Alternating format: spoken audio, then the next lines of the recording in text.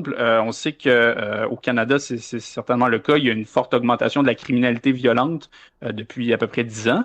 Mais dans des pays européens, c'est encore plus marqué. Mm. Et par exemple, je suis tombé sur un vidéo intéressant il y a quelques jours justement d'un groupe de féministes françaises. Ce sont des jeunes féministes qui sont, disons, assez différentes de nos féministes à nous.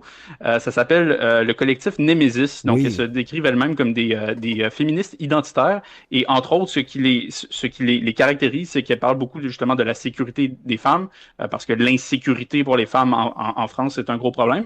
Et elles n'hésitent pas à parler de la question, bon, déjà, ce qu'elles appellent le laxisme judiciaire, donc le fait que les peines de prison ne sont pas assez graves pour, entre autres, les criminels sexuels, les batteurs de femmes, etc., etc. Et elles citent des chiffres en disant, regardez, l'immigration massive, en particulier l'immigration extra-européenne, c'est un danger pour les femmes, tu sais.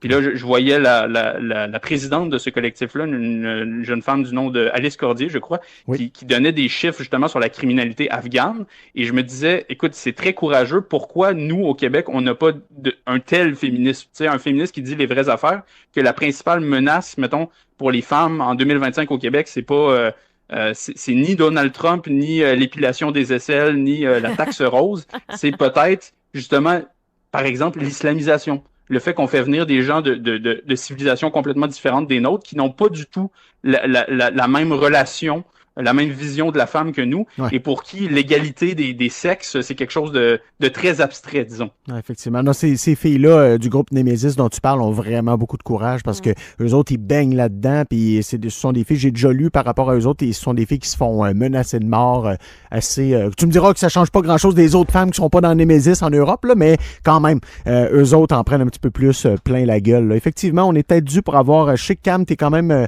assez intéressé à ces questions-là par rapport au féminisme, là, mais on c'est est peut-être. l'aspect sécurité, tu sais, on en a plein d'exemples de féminicides. Là. Juste l'an dernier, je pense qu'il y en a eu au Canada, là, 180. Là. Ouais, fait qu'on est peut-être dû pour peut-être sortir du spectre de payer mes tampax puis plus penser à des affaires importantes. Il y a le Peut-être. demi-tabou en plus de dire ben là, ça n'a rien à voir la violence, là, même s'il y a un nom à connotation exotique, là, on n'a pas de lien, mais tu sais, il faudrait peut-être commencer à faire des études là-dessus. Des fois le aussi, poids là. des nombres, hein, effectivement. Ben, c'est ça.